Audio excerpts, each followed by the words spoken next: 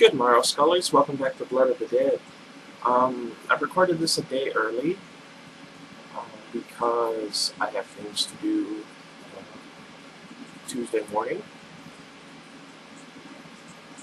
and I didn't want to miss an upload date already. Anyway, we're on chapter 12, page 96. Joe always had trouble sleeping. Back before the rain, he had spent his nights writing, both as his job and as a way to exercise the relentless bursts of imagination that stormed his mind. He'd sleep for a few hours shortly after the sun came out, then get on with his day, which usually consisted of watching Seinfeld and Smallville reruns. Now, sleep was still an issue. As much as the old Joseph was gone, his creativity was not, and he'd lie there night after night, formulating stories and watching make-believe scenarios play out in the cinema of his mind. Sometimes April was in them, sometimes not. Usually when she did appear in the tales he spun, he'd either write her out or just simply ignore her. If he didn't, all the stories ended the same way. April dead, covered in blood, and gnawing on the neck of an old woman. That's gross. Tonight had been no different, but it wasn't his overactive mind keeping him awake. It was the two strangers he had allowed into his home. Even though they slept in a different room, after having been alone for so long, it still felt as if they were sleeping right next to him, staring at him. I have that problem too. And no one who had ever lived was able to sleep knowing someone was looking at them. Huh. I'm going to put this to the test. Probably not, but we'll see. Anyway, he checked his watch. It was 8:49 a.m. Maybe he had gotten a little over an hour's sleep. I feel like I said that wrong. Anyway, whatever. I'll catch up later when they're gone. Then whispering, whatever that is.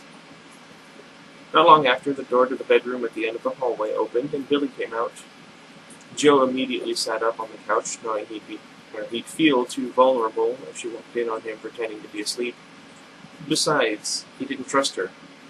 He didn't know her. I don't trust anybody. As she made her way down the hallway, Joe couldn't help but study her, watch her move, take in her pink hair that was only in a slight tussle atop her head. Her skin was soft, her blue eyes tired yet still vibrant in their own way, her small arms and hands reminding him of April's from long ago. I'm uncomfortable. Morning, she said when she reached the living room. Joe nodded. He wasn't much of a talker in the mornings. He had never been much of a talker at all, actually. I can relate to that. Billy came into the room and April barked up a storm. Sounds like Bronte. Have you guys seen Bronte? I don't know. Anyway. Quiet, Joe told the dog firmly, and April piped down. That doesn't sound like Bronte. The springs in the old chair opposite him squeaked when Billy sat on it, leaned forward, and rested her forearms on her knees. There was silence for a time. Joe, bored of staring at the carpet between his feet, asked, "Sleep okay? You didn't get much." "Neither did you," she replied. "Never been one for sleeping." "Me neither. Or do you say neither? I've asked this before." "No, neither." The thought of confronting her crossed his mind, to let her know he had heard her earlier. "No, just keep it to yourself for now. Play that card later when you need it." He cringed at his cynicism. When he needed it. Had he become that cold? Didn't matter. He liked it. I'm not fond of cynics. Anyway. "Where's Des?" he asked. "Still sleeping. He'll probably be out for a while. All of us had a late night." Joe nodded. Silence again. His heart picked up speed. It had been a long time since he'd talked to someone. even longer since he had a one-on-one conversation with a female.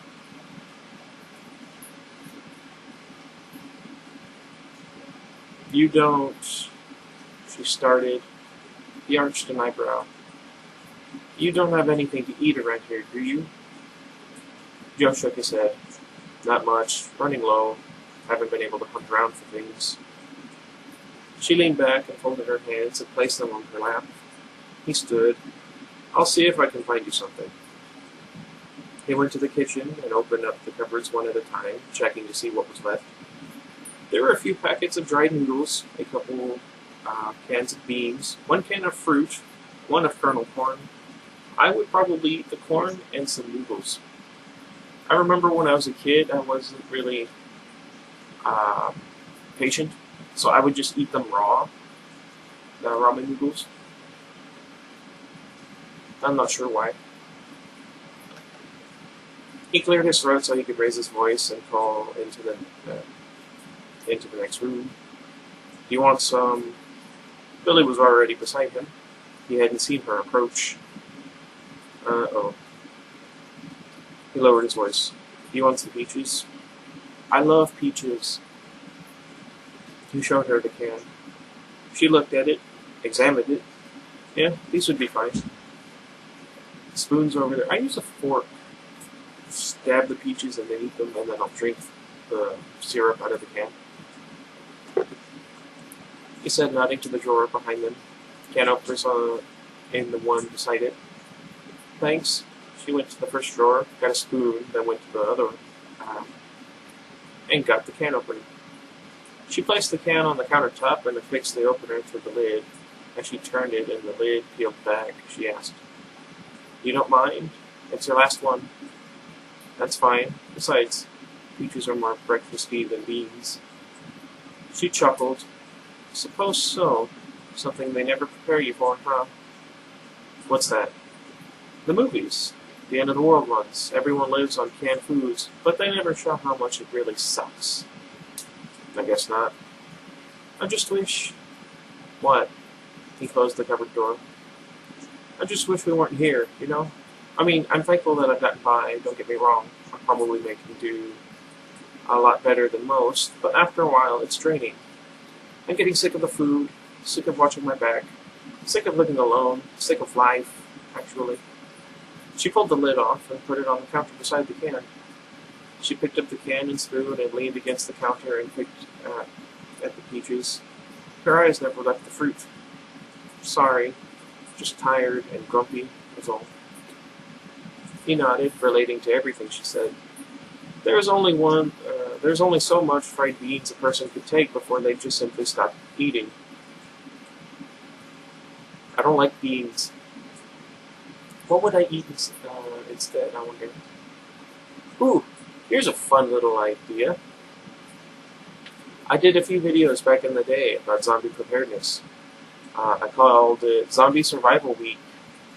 If you feel like it, go back over there, watch those videos, and then leave me tips or suggestions you would like to see other people know or do in a zombie apocalypse setting. And if enough people do, I'll pick my favorite ones and do an extra video with them. Or you can tell me how I'm stupid, I don't know. Anyway, where was I? So, she said, what about you? Always lived here? He crossed his arms and leaned against the counter. Nah, used to live downtown, but after the rain hit, had to go somewhere it was safer anyway. That's what most folks did. They tried to. I remember the day not long after the rain. So many folks wandered the streets looking for a safe place to stay. The dead came out in droves, just completely overtook them. There were so many. She slurped down a peach and furrowed her brow. Where were you? He shrugged. I don't know, probably putting a bullet between their eyes. She rolled her eyes. He didn't say anything. Think what you want. Not gonna eat? She asked. Never been a breakfast person. Well, a regular breakfast person. Mine was usually mid-morning. Cereal, haven't had it in ages. It's funny you say that because I had gone to Dessa's to get some milk. I'm a cereal freak too. Freak? Well, I wouldn't call myself a freak. No. Living alone, hunting zombies like some kind of modern day Van Helsing. I meant the cereal part. Oh. It was a few moments before he spoke. My mornings were quiet. I used to work all night. Doing what? Writing comic books. She smiled. Des would love you. A pause. You know what I mean. In the mornings, I'd stand on my balcony with a cup of coffee and just think, reflect, absorb the peace that was on the air before folks would come out and the day would get underway. A pang stung his heart. I really miss those days. What was happening to him? He didn't mean to say that last part. Don't get carried away. Just because she's a girl doesn't mean you're supposed to get all sensitive again. It had always been his weakness. Girls, but not in the way women were usually a man's weakness.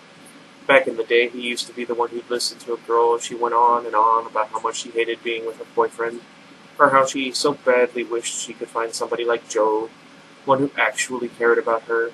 His classic internal response was always, "Hey, I'm a guy like me. Choose me." He was drawn to them, and they to him, and that sort of thing finally peaked with April. Now she was dead, and so was he, the guy who always fell into that sort of thing. Sounds nice, Billy said softly. She finished the can of peaches. Where should I toss this? Just then April padded into the kitchen. Here, Joe said, and took the can from her. He set it on the counter behind him. Billy dumped her spoon in the sink. This okay? Yeah, I'll take care of it later. April pawed her dish in the corner. There was some water left, but no food. Joe dug out a small bag of dog food from beneath the sink, poured some in her dish, and then put the bag back. That's a suggestion. Most people probably wouldn't think about it. Probably wouldn't be the best thing to do, but go to the pet stores and take all those foods. Even if you don't have pets, there would be something to live on. Where was I?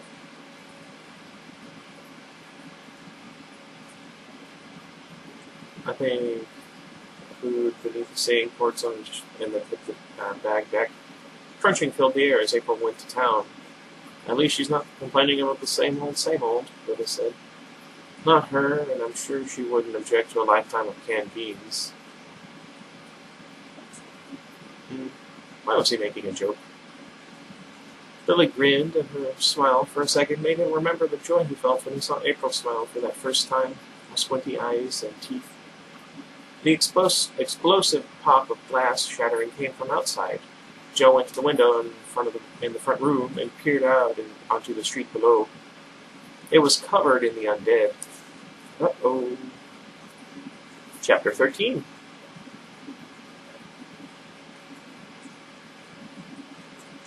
I don't know.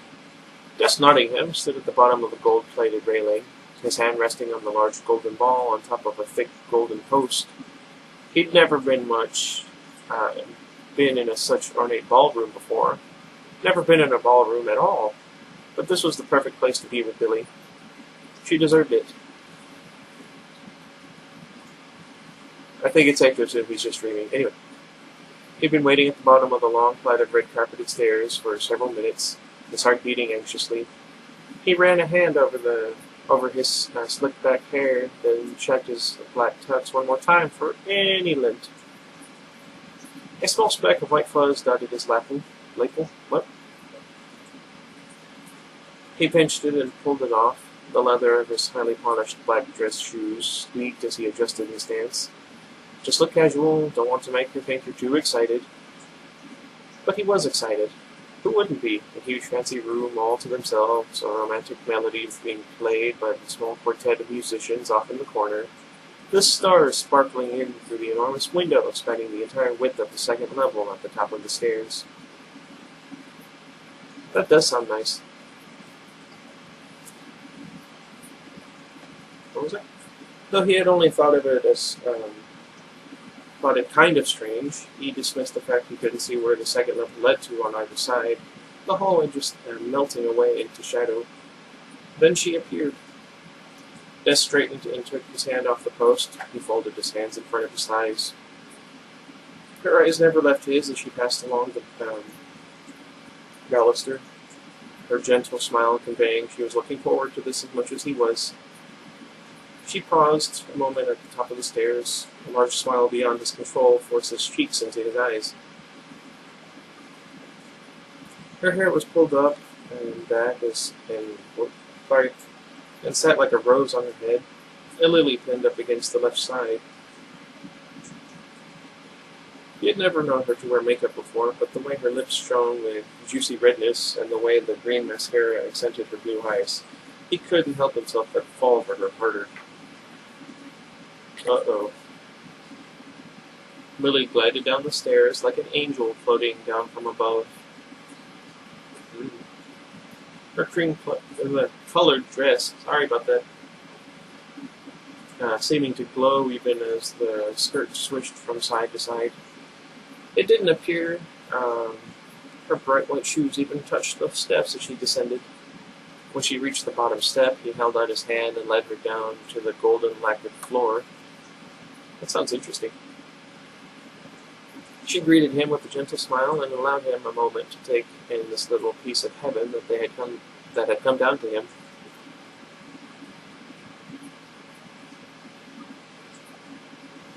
I think this is a bit over the top.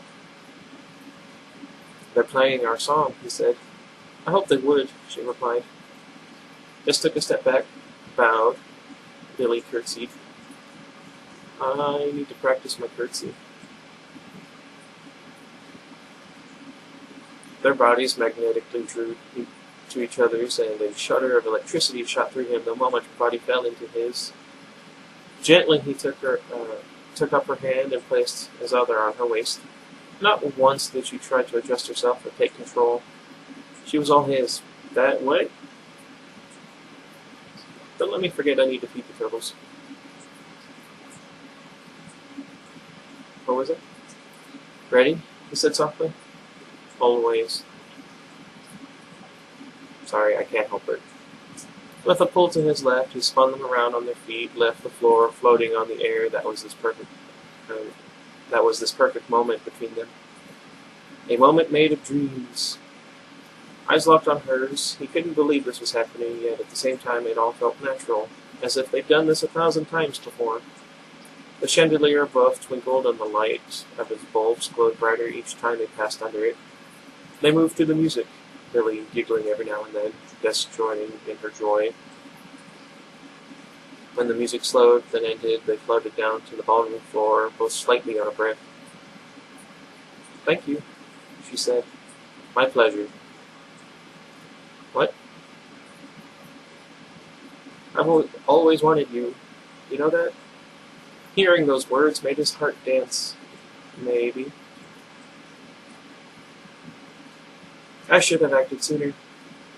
He smiled. Maybe. He lowered her hand and placed both of his around her waist. She drew up her arms and wrapped them around his neck. I've missed you, she said. He wasn't really sure what she was referring to other than perhaps that she was sorry for missing out on him. I'm not going anywhere, he said. Better not. They smiled. He leaned in close and rubbed his nose against hers. What? Then he kissed her. Her lips were soft, the perfume wafting up from her neck, permeating his senses and making him lose himself in her. She pulled back, then shoved him. Jared, get up! What? That's whiplash for you, huh? Come on, you stupid idiot, let's go. His temperature dropped, and he stood there wearing a green t-shirt and jeans. Billy, his angel, was gone. So were the musicians. Hey, freak boy, get a move on. Bill? His voice was quiet, a lot quieter than he meant it. He spoke louder. Bill? A sharp sting flared up on his cheek, and the ballroom dissolved into the plain off-white of the ceiling. I told you not to call me that, Billy shouted at him. She stood by the side of the bed. Her small hand reached down and she dug it underneath his arm and gripped the muscle hard, her tiny fingers digging into his flesh, jolting him out of his sleepy haze. "The building's surrounded," she said. "We move or we die. Let's go." Des bounded out of bed. "That'd be me." Joe had the utility closet door open and was arming himself with 2 leather straps lined with what Billy thought were packets of bullets when she and Des emerged from the bedroom. "Whoa," Des said, stopping by Joe and eyeing the ammunition covering his torso. Joe didn't say anything, but instead closed the closet door and went to the kitchen. He was back in the hallway a moment later, his long leather trench coat draped over him like a cape, his large gun in his right hand. 2 quick thuds echoed from somewhere below. April barked at the disturbance. Oh no. Joe opened one side of his coat and slid the gun in, presumably into a holster. "Can they get in?" Billy asked. "Probably," Joe said. "The doors and windows are boarded up throughout this place, but with enough force they'll hammer their way through." He went for the front door and paused with his hand on the knob. He gave the kitchen and front room beyond a final glance before pressing his face up against the door and looking out the peephole. A low rumble rose in April's throat. "She's coming with us?" Des asked, putting on his shoes, Billy doing the same. Joe eyed him coolly. Billy gave him a shot in the ribs. "Sorry." When Joe turned to face him, Billy felt her insides go hollow. This wasn't the same guy she had talked to earlier. Here was a man who had seen death up close, more than she and Des put together ever had. A guy with dead, emerald eyes. "Ready?" Joe said. Billy and Des nodded. April barked when another 2 thuds boomed beneath them. "Let's go," he said, and opened the door. They walked briskly to the stairwell at the other end of the hallway, Joe leading the way. He was already down the first set of steps, April at his heels, when Des asked, "Is there anyone else here, in this building?" "There used to be," Joe said, taking the next flight. "He's dead." "Come on, move," Billy said, and gave Des a nudge forward. They followed Joe and April down the stairs. The thudding at the front of the building was growing louder with each step down. By the time they reached the bottom, the banging on the boarded-up front door made Billy blink with each thump. The back door, gray and made of steel, was chained shut. The small window beside it was boarded over with something resembling pressboard, though she wasn't sure what it was really called. I don't know. Thump, thump, boom. And some more. Some of the bangs sounded like they were coming from inside the suites, at the far end of the first floor. But if they were from the undead banging on the boarded-up windows, or if they had already broken through and were banging on the doors inside the suites, she didn't know. What? That didn't make any sense to me. "I think we should take that board down and look outside." Think we should. Okay, there we go. And Des asked, pointing to the one over the window. Joe put his head to the door, listening before moving to the wood over the window. "Think we should?" Des said again, but was cut off when Joe raised a hand, pushing him. Thump, thump, thump. Boom. I don't know. Joe unchained the door and held the long handle that stretched across it with both hands. "Oh, goodness."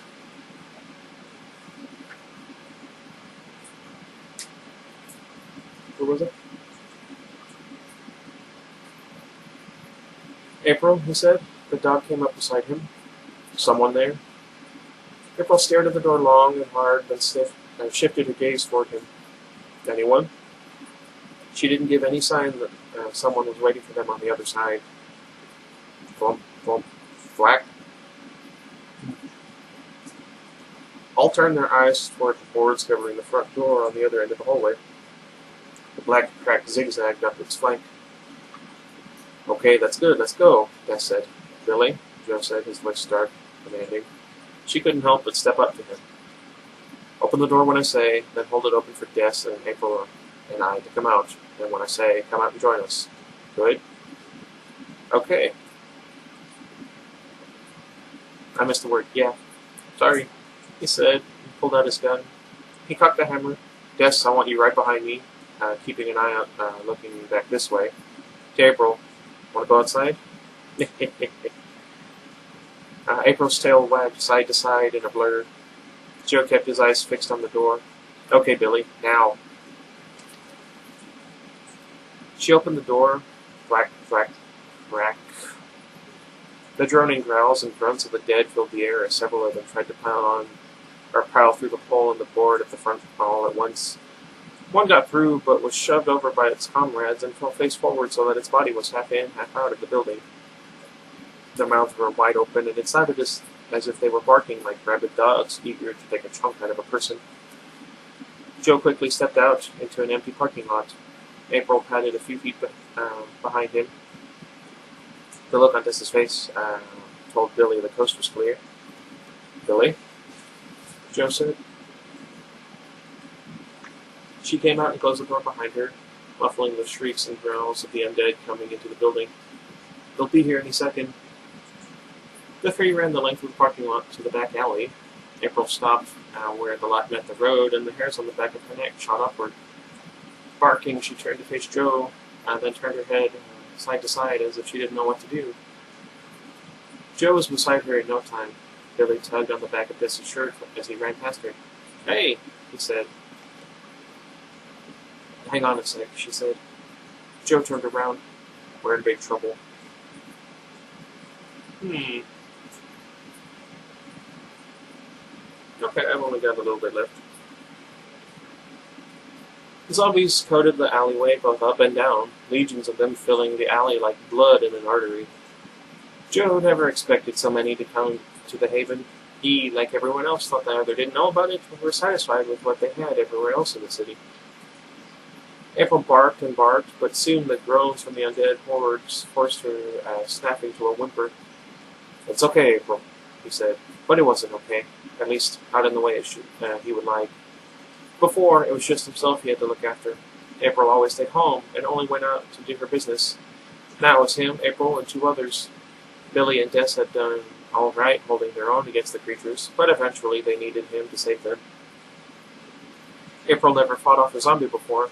He didn't know if they'd infect her or not, but judging by the news of altered rats, odds were April would become one of them if she got bit, or tear out a chunk of them for herself. And for a dog, its teeth and mouth were its main defense. April, stay, he said. She remained by his feet. Joe, Billy said from behind. The house across the way was boarded by a fence. They'd run across the alley, hop the fence, and hopefully make it clear to safety on the other side. One sec, he said, and trot across the alley. He peeked over the fence. 4 undead were drifting into the yard, with a couple of others following behind. Still 6 was better than 90 or so coming toward them from either side. Over the fence, both of you. April. April bounded toward him. He picked her up and tossed her over the fence before hopping over himself. Des and Billy were right behind. Uh-oh. Billy shrieked. No! Des shouted and disappeared back into the alley. Get off of her! Poor guy. Joe blasted the heads of the 2 zombies in the yard, popped the hammer again, then took the heads off 2 more. He reloaded a 3rd time and took out the remaining 2. Wood creaked and groaned. The old fence wasn't holding from the weight of the bodies pressed against it from the other side. Billy! Joe shouted. I'm pulling her first. Yes! More groaning, at first a singular voice, then a choir. The undead began pouring into the yard. A girl shrieked, and Joe turned to see Billy's body dumped over the top of the fence. April ran over and began sniffing. Joe ran over to her too, but before he could check her over, the whole fence began leaning toward him. He grabbed her by the hand and dragged her away just as the fence fell inward. The undead lined the street beyond. Des was nowhere to be seen. Coughing. Anyway. Someone was coughing. Billy. Uh-oh. She spat up a spurt of blood and forced herself into a sitting position. Joe fired off a couple of shots into the faces of 2 undead that had almost snuck up on her. You need to get up, Joe told her. April growled. Billy nodded and he helped her to her feet. She was shaky on her legs when she stood, but Joe thought she'd manage just fine if she had another second or two to collect herself. Something chipped a tooth, she said, and spat a wad of blood down beside her feet. Ew. I can feel it. Bang, bang. Joe took out 2 more. Good for him.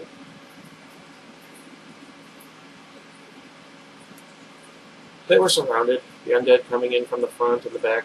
Maybe the side yards would.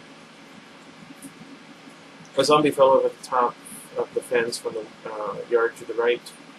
That way, Joe said, pointing toward the fence on the left. They ran toward it, reaching it just as the fence that separated the yard from the alley fell in, and a horde of the undead came in like a tidal wave.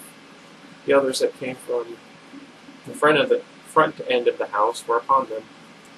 Joe socked one in the face with his gun and kicked another in the head. He reached down, picked up April, and when he straightened, an old and fat man of a zombie stood beside him, hunger in his eyes. He eyed the dog like a fatted cat and ripped April from his arms faster than Joe thought any zombie could ever move.